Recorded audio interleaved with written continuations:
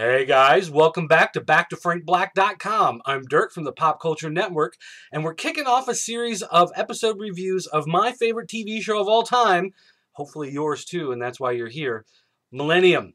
This was the other show from Chris Carter, who brought you the X-Files, and, quite frankly, I think it was better.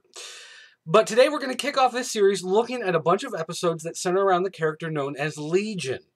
Legion, pure evil from the Bible. The episode we're going to start with today is called The Judge. And the Judge kicks off with a quote from Moby Dick. The visible world seems formed in love. The invisible spheres were formed in fright. This episode is about a man known as the Judge who brings about his own sort of vigilante justice, and he does so in the most horribly gruesome way you can possibly imagine. If you like bloody, dismembered digits and extensions and pieces of the human body, this is the episode for you, because you're going to get plenty of that within this episode as he sends out his justice. Now, let's break down the episode a little bit. You get Marshall Bell, who I always knew as that creepy guy from Nightmare on Elm Street Part 2.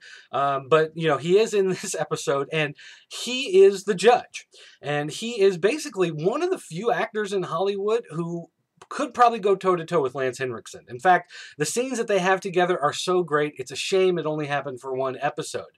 But Marshall Bell brings something so wonderful to the role, because when he becomes the Judge, one of the things he does, kind of his, trademark, is he puts this hood over his head as he pronounces sentence. And with a different actor in a different situation, this could be so incredibly goofy. It could come across as something from Full Moon Entertainment. But instead, he does it so well and so perfectly, it's actually pretty scary. And he uses guys like this, ex-cons, to go out and perform his type of vigilante justice, which again is bloody and terrible and makes it wonderful to watch at the same time. Now, the Judge eventually gets arrested for everything that happens. He gets taken to jail, but since he's not the one doing the crimes, it's the other guys, they have to let him go. But before he leaves, he has a conversation with Frank Black. And in this conversation, they draw a comparison and a contrast, I guess, if you will, between the Judge and Frank Black. And one of the key things that they point out here is how the Judge, even though he's trying to do good, is being corrupted by this pure evil, in a sense. Frank Black is trying to do good, and he's trying not to be corrupted by the evil. So you kind of get this playoff between the two of them. And again, Marshall Bell, such a great actor. It's a shame, only that one episode. But the comparison and contrast between the two, you begin to realize, has kind of been threaded along through the entire episode as we went along. One of the things that is immediately noticeable when you go back and watch is that if you take a look at the Judge's farmhouse, it's dark, it's dreary, there's always clouds and fog, and there are hogs out in the mud, and it's kind of nasty and dirty. And then you got Frank's nice yellow house. So pretty and wonderful and pure, and that's where his family lives, and it's just a nice, wonderful place. So you really get a sense of that contrast and comparison that they're working on with the two of them.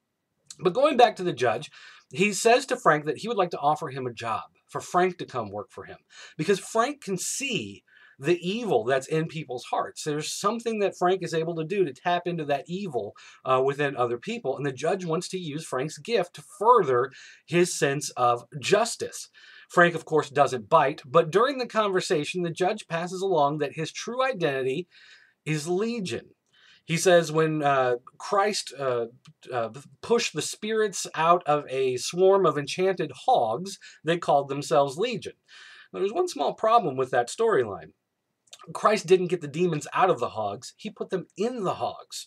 So the question is he lying? Is he telling the story wrong just to get Frank upset, to make sure he's paying attention? Is this just a gaffe on the part of the writers? Is there something deeper, darker, more mysterious here going on? You can draw some conclusions from the fact that he gets that simple story wrong. Maybe he's just got a different perspective from the way he sees things as being part of that pure evil. Kind of an interesting thing. Something to keep in mind. But in the end, after he gets released, he ends up going back to his farm, and the ex-con he's been using to mete out justice is upset that he would use the judicial system to get himself free, so he kills the Judge. And that's the end of the Judge. So you think, well, that's interesting. He calls himself Legion. He doesn't really, seem to get away with anything. He dies at the end, so that must be the end of the character. And then you kind of start to think, well, why did I even watch this episode then if this guy was so cool and then he disappears? He leaves this note to Frank. It probably doesn't show up very well on the screen, but it just says, "Sorry to have missed you. Another time? Question mark? Another time? What do you mean another time? This guy's dead. How is he possibly going to come back for another episode?" And then you start thinking about the police. They're really ineffective in this episode. The bad guys are always one step ahead. They have to wait for the bad guys to do something for them to follow up. They can never get some sort of lead or some sort of insight, which takes them further ahead, which allows them to set a trap or anything. They just basically get strung along through the entire thing, and you're kind of thinking, well, that's really kind of a bad mystery. And then you got Catherine and her whole role in this episode is she kind of pops up and says, "Hey, I got a friend got his tongue cut off. You might want to check that out," or something. Like, whatever. She's like barely there. So they're still testing the waters in the episode, trying to figure out exactly where all these roles are supposed to fit and what people are supposed to be doing.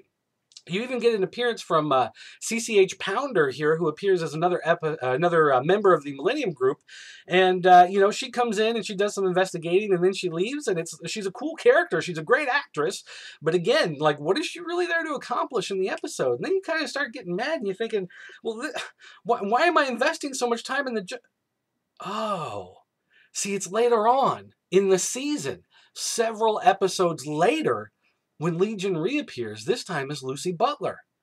And then you start to put some of the pieces together on what's really happening. When this guy's talking about Legion and demons and evil, he's not playing around. He's actually being truthful. And when he reappears as Lucy Butler, well, you know what? We're going to save that for next time. Because we're going to start running through all the episodes where Legion makes an appearance. We're going to start running down some of the traits, some of the characteristics, and really, what is Legion trying to accomplish? And what does it say about us? What does it say about Millennium? And what does it say about Frank Black? Now, folks, keep in mind that this is coming to you from the Pop Culture Network, where I'm from, but also BackToFrankBlack.com. Back to Frank Black is putting out a new book called Back to Frank Black.